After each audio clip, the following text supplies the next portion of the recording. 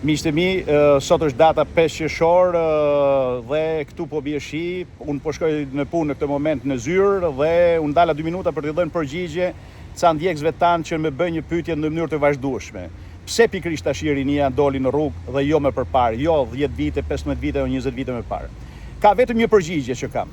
Dhe kjo është ajo që unë ndjej forcisht dhe kam qenë i bindur prej viteve. Ka disa kohë që unë flas për te librat e mi që kam botuar me historinë tonë të lavdishme, po flas në mënyrë të vazhdueshme në gjithë kanalet dhe po tregoj historinë tonë të vërtetë, ato histori të fshehur. Jo vetëm unë, po dhe shumë atletarë të tjerë po tregojnë ato histori që na kanë fshehur, na kanë vjellur, na kanë grabitur me të padrejtë. Dhe kam qenë gjithmonë i bindur që ai që e njeh historinë disponon të sotmen dhe të ardhmen. Pasi nëse e njeh mirë historinë, ti e kupton kush je. Pa histori nuk ka dinjitet, pa dinjitet nuk ka moralitet dhe ndaj tashi në moment që njihet historia po rritet dinjiteti. Në moment që po rritet dinjiteti, rritet dhe moraliteti njerëzve dhe e kuptojnë që nuk vazhdohet më kështu.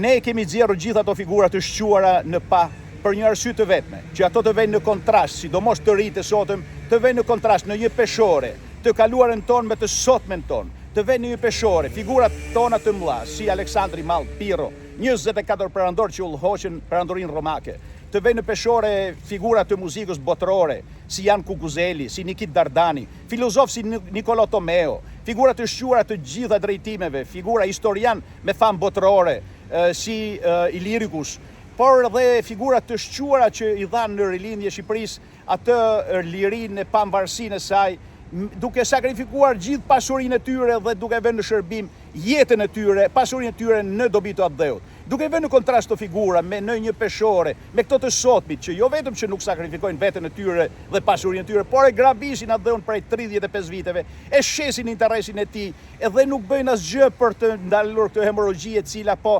pllakos kombin ton, vetëm me një qëllim që është ai final. Zëvendësimin e etnik të shqiptarëve, shporjen e shqiptarëve nga trojet e tyre dhe zëvendësinë me popullsi të tjera. Ky është qëllimi final i tyre. Nuk ka asnjë investim më të madh se sa të shqiptarët të qëndrojnë në vendin e tyre. Nuk ka investim më të madh se ne të kemi një kom dhe mos mesim si kurdët pa dhe. Prandaj ju them edhe një herë, të mbështesim rinin duke qëndruar larg ama, sepse ne jemi brezi i rritur. Duhet që mos ta ndosim atë qiltërsinë e tyre, atë pastërtinë e tyre, atë dinamikën e tyre. Sot ato kanë kuptuar që vlen, se kombi jon vlen. Kombi jon është në themel të kontinentit tonë.